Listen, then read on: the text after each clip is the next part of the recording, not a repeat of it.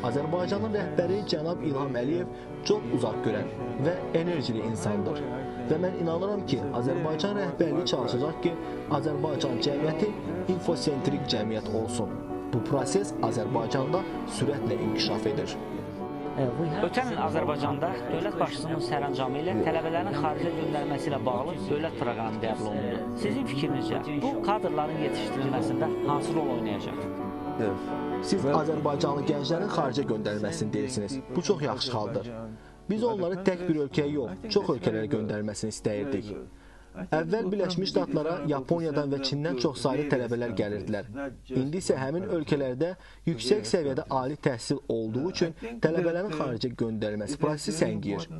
Bugün Azərbaycanın informasiya sahəsində ən yüksək ixtisaslı mütəxəssislərə böyük ehtiyacı var. Tələbələr xaricə o şərtlə göndərilməlidirlər ki, oxuyub qurtardıqdan sonra hökmən